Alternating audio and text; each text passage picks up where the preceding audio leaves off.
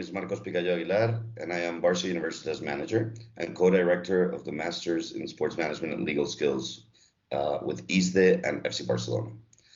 Here today, I am accompanied by my colleague and also co-director of the Masters, Josep Bandallos. Hello. And we both want to greet you and explain to you a bit more in detail what this alliance is about, what the Masters is about, and we're also going to comment on some points that are on the order of the day. First, and furthermore, I would like to introduce myself, and then I will let Josep to introduce himself as well. I was born in Barcelona, raised in the US, and I studied law school. So I'm a lawyer, and also I did a bachelor in marketing. Right after that, I left everything here in Spain and went to the US again. I started a master's in sports management at the University of California. There I stayed 2 years working my way into the sports industry in soccer and motorsports, IndyCar and Formula E.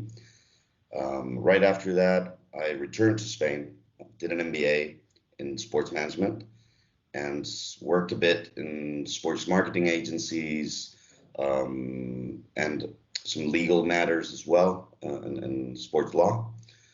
And right after a year, I got the opportunity of a lifetime, which is working for my own club, the club of my life, FC Barcelona.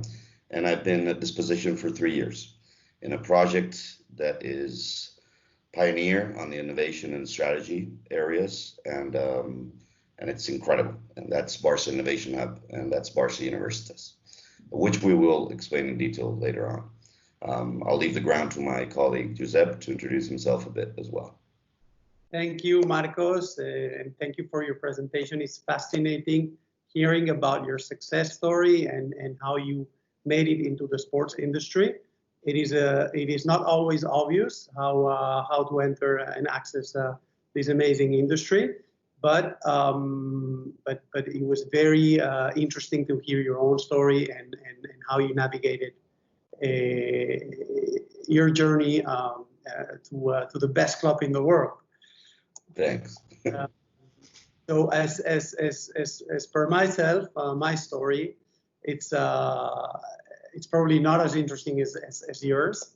I studied law. I am a lawyer. I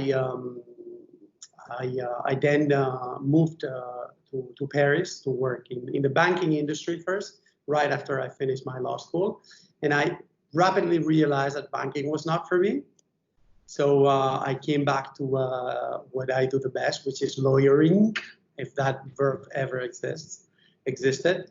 And well, I started working in real estate and civil law, and litigation and contract law. Then I moved to Romania, where I stayed for 11 years.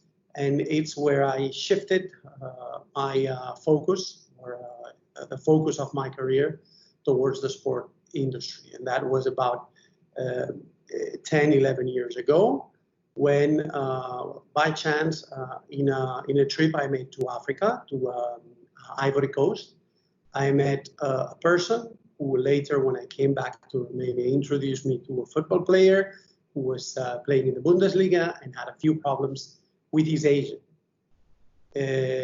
And so he called me, see if I could give him a hand. And obviously, for me, it was a whole world that opened in front of my eyes.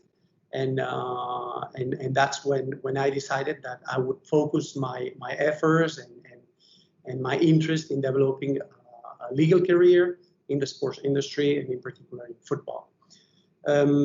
So that's pretty much how it started. After I helped this player dealing with his agent, I started obviously looking for clients where I was based in Romania, and that allowed me rapidly to grow. It was an internal growing market. It was a non-attended market from the legal perspective, where players and agents and clubs and all the let's say all the stakeholders in the industry were not properly assisted and were not aware of the risks they incurred when entering certain transactions and contracts and so on and so forth. So that the market I was in allowed me to rapidly grow, because otherwise markets such as Spain or France or the UK were probably they were for sure more developed than Eastern Europe, and let's say that was a fast track into the industry. And after a few years in Romania, as I mentioned, early 11, I decided that it was a right moment to move on. I decided to come back to Spain, having an international, let's say, client base that allowed me to live whatever I wanted. So me and my family decided to move back to Spain and try to swim with the big fish, if you allow me. No, trying to play in a bigger league, try to approach bigger clients, and it's been now 3 years, almost 4, since I'm back to Spain, and I can tell you that it's been an amazing journey, challenging, of course, but everything's going fine, and I'm very happy that I took this decision. And obviously, ever since I came back, I had the chance to get involved with ISDE in the master's program, and also that has been an incredible tool, not only to put in place an amazing program for students, but also to interact with people that are entering into the industry and learning from one another, and putting an amazing program in place. Totally agreed, and it's great to hear your background and your story too. It's quite amazing as well, quite a journey internationally as well. And I totally agree with your last point. It's been an opportunity as well to learn from the students. And I want to start like a bit of historic background or where the program stands today. This is going to be the 5th edition, the 5th year of the program, of the master's degree.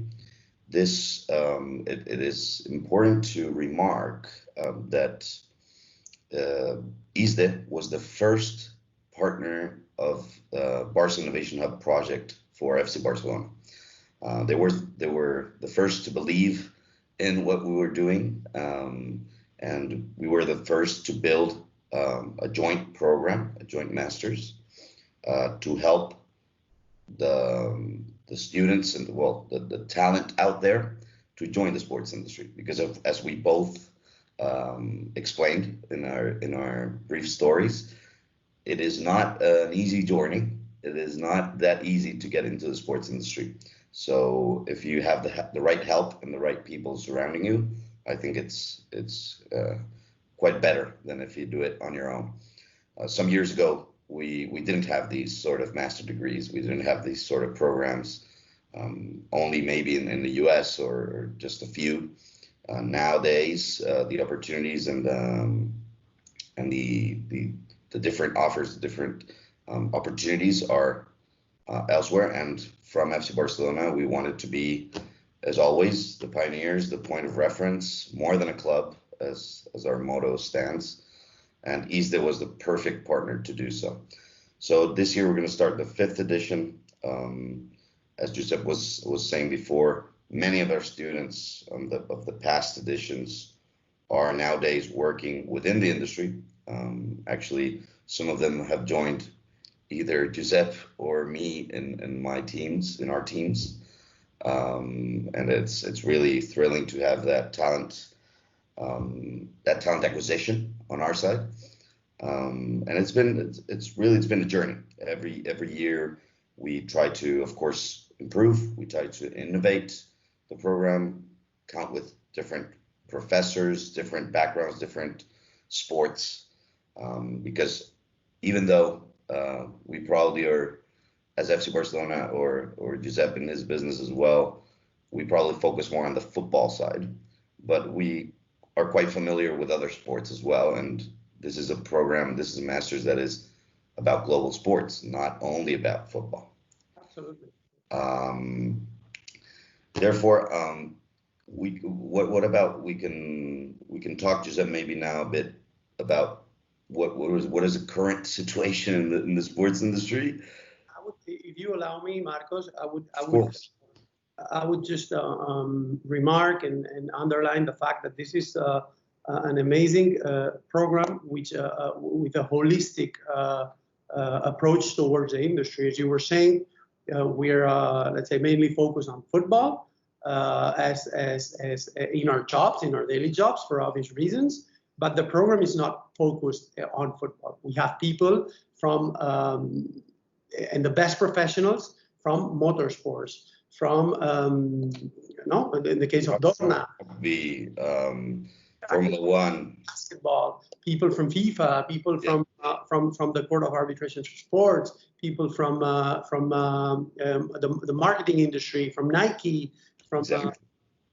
So it's an amazing chance not only to interact with the best professionals that are currently in the market and get a first view, insights directly from their companies and how they're dealing with their respective businesses, which are crucial to the industry, but also to join students from all over the world. Because how many nationalities have we had in the past? I think we've covered pretty much all over the world. Pretty much, yeah. Even though probably every year there's like at least 15 different nationalities in class, which is quite amazing.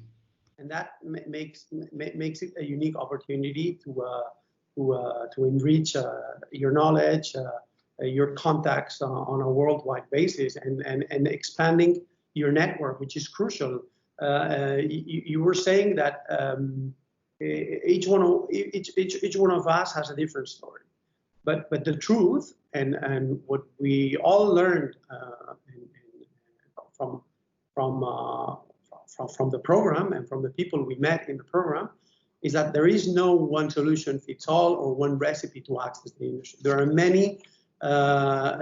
many ways and there are many different paths as people. So everyone has its own history behind. Everyone has its own way to access the market and totally. Are you this? I mean, there is no we cannot say, okay, you have to do these and these to access the market. No. There's everyone has its own path. Everyone has its own different set of skills, and what we want to achieve with the program is that by interacting, by seeing the stories and the journeys of different actors, with different professors, they will also be able to find their own way into the industry, and probably relate to their different stories and find their way in one way or another. Agreed. Totally agreed, Giuseppe. What about we maybe we do some comments about what is hitting the industry nowadays with the pandemic, global pandemic of COVID-19. Currently going through. I mean, we might think that because some competitions have resumed that we're over it, but the truth is that we're not. We're currently going through this. That this poses serious challenges to not only to the society, but also obviously to the industry, which is not immune to what happens in society. And we're seeing empty stadiums, so clubs will definitely need to analyze and study new revenue streams. We're seeing different TV productions. If we see what's going on in La Liga, and I've been watching a lot of matches lately, we see that they're simulating the crowd in the stadium and the sound, which is it's very pleasant for the spectator, at least for me, as opposed to the Premier League that they just simply broadcast the empty stadium with no sound. And so there's different things that are being experimented in different sports, and that we'll be able to see how this unfolds throughout the program, and see. Totally. Yeah. Totally, and at FC Barcelona as well with La Liga and our other partners, we've developed some ideas because we had to be creative. You didn't have we took a huge blow as the entire sports and entertainment industry, I will say. Especially this industry has been, I would say, majorly affected by the pandemic, more than others probably, or as equal as others, because as you said, no, for a long time, no games. For a long time, and we still don't know when, we will have empty stadiums. So there has to be creation of new revenue streams, new creative ideas, new assets for the partnerships and sponsorships, new assets for the TV and the TV rights, and that's what the club has been doing in the past months. Some clubs have joined several of those ideas. For example, in some of the latest La Liga games, there was a double U on the TV spots on the stadium. Instead of having one line, we did two, just to create more impact on the partners and on the sponsors of La Liga and of the club. That was one of the stuff that our certain teams developed. Some other stuff that we're doing is looking outside the box, outside the pitch, because you can't always rely on what's going on the green. So nowadays, it is even more important to look outside the box, which brings us back to what we've been developing for the past years, and you've been a part of it. Is Barca Innovation Hub was really born with that idea, bringing new revenue streams, bringing talent acquisition, and bringing brand impact to the club. That's basically what it was built for. And nowadays, I would think it's even more. It's even with the COVID situation, it has been reinforced. Absolutely, and everything in the industry will need to be reassessed, from the relationship of sports clubs with fans, with as you were saying, the marketing area, also the finance. Clubs will need to see where they are, what is the impact of not being able to fill in the stadiums. Other sports are not as affected, like motorsports, for instance. We see MotoGP resuming races. I think sometime in the upcoming weeks. So their impact is different. And what's important is that the program allows us to bring together and sit around the same table different key players in the industry, and we can learn from one another. We can see what the solutions in basketball have been. We can see what the solutions in MotoGP have been.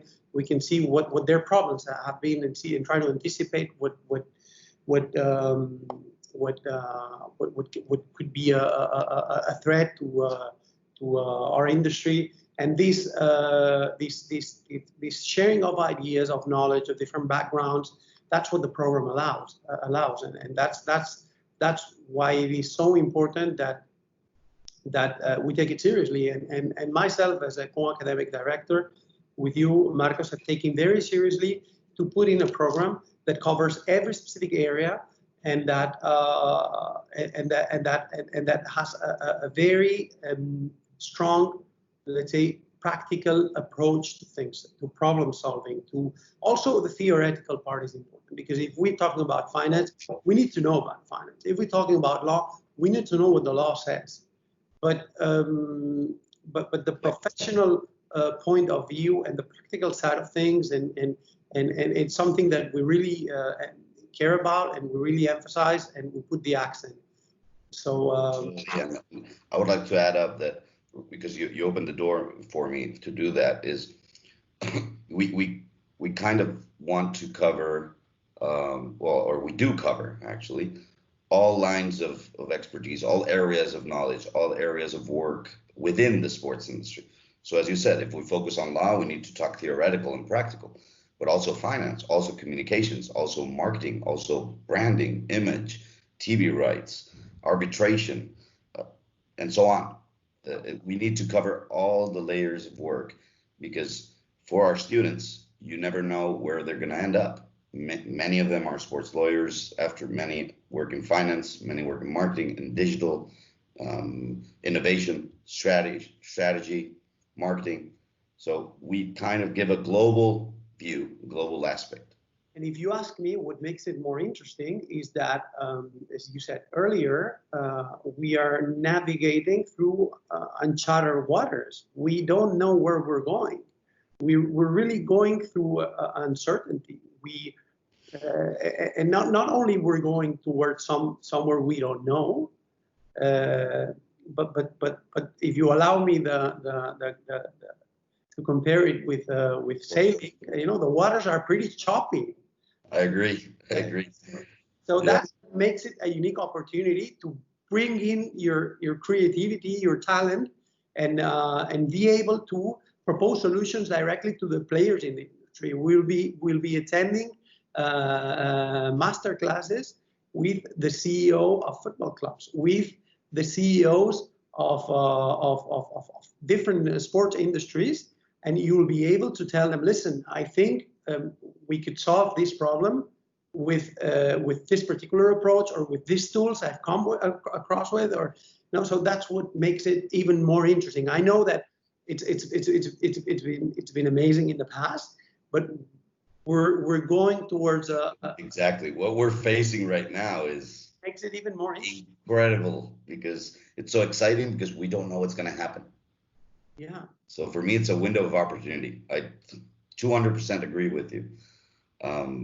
And to wrap it up, Giuseppe, I would like to say, like, if the people that are hearing us want to know more about it, are interested in what we're talking about, are thrilled, but why and what are we talking about?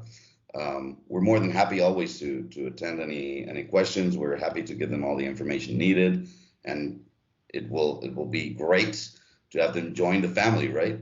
Absolutely. You are all welcome to contact us through the contact details that you will find at the end of this video. Probably it will be they will appear on the screen, but we will be more than happy to attend any of your questions, any information you need. You can contact us, and we'll give it to you right away.